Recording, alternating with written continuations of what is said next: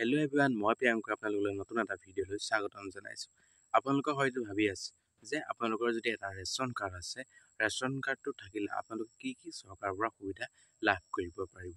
আপোনালোকে হয়তো বহুতে জানে যে ৰেচন কাৰ্ড থাকিলে মানে কি সুবিধা আপোনালোকে লাভ কৰিব পাৰিব, হয়তো বহুতে নাজানে। আজি আপোনালোকৰ মাজত মই এই কথাটো আলোচনা কৰিব লৈছোঁ যে আপোনালোকে নতুন চৰকাৰখনে আপোনালোকৰ বাবে কি ব্যৱস্থা আনিছে অৰ্থাৎ কি সুবিধা আনিবলৈ গৈ আছে যে ৰেচন কাৰ্ড থাকিলে আপোনালোকে এই সুবিধাখিনি চৰকাৰৰ পৰা লাভ কৰিব। অসমৰ মুখ্যমন্ত্ৰী হিমন্ত বিশ্ব শৰ্মা ডাঙৰীয়াই এখন লখিমপুৰত যি অনুষ্ঠিত হয় সংবাদমেলত কয় যে তেওঁ ৰেচন কাৰ্ড বিতৰণ অনুষ্ঠানত তেওঁ স্পষ্টভাৱে কয় যে যিসকল ব্যক্তি অৰ্থাৎ যিসকল মহিলাৰ প্ৰতিখন ঘৰৰ মহিলাৰ ৰেচন কাৰ্ড থাকিব, সেই ৰেচন কাৰ্ড থকা প্ৰতিটো পৰিয়ালে কি হ'ব, বাৰ্ষিক আয়ৰ বাবে গাঁওবুঢ়ালৈ যাব নালাগে বুলি তেওঁ স্পষ্টভাৱে কয়।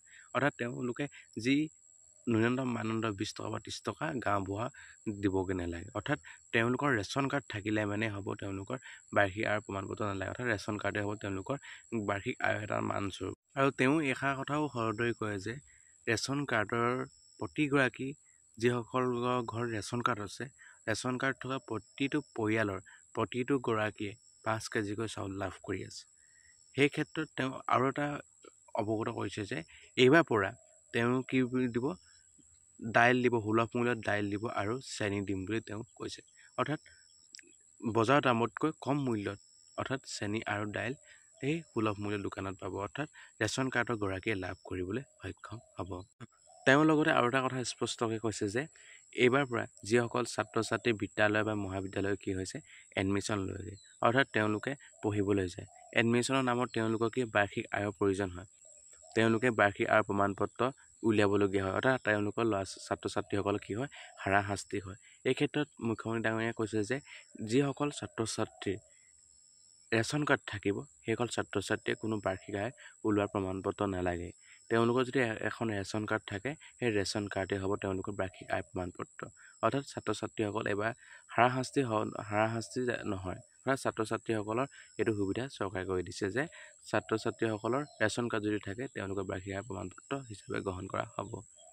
আৰু এটা কথা তেওঁ কি কৈছে, যি অৰুণোদয় আঁচনি আনিছে, অৰুণোদয় আঁচনি থকা প্ৰতিগৰাকী মহিলাই কি হ'ব, ৰেচন কাৰ্ড থাকিব লাগিব। অৰ্থাৎ ৰেচন কাৰ্ড থকা প্ৰতিগৰাকী মহিলা অৰ্থাৎ প্ৰতিগৰাকী মহিলাই প্ৰতি ঘৰৰ মহিলাই পাব কি অৰুণোদয় আঁচনি ধন। এই কথাটো তেওঁ অৱগতটো কৰিছে, বৰ্তমান অলৰেডি কৰিছে যে যিসকল মহিলাৰ ৰেচন কাৰ্ড থাকিব, ৰেচন কাৰ্ড থকা প্ৰতিগৰাকী মহিলাই পাব অৰুণোদয় আঁচনি।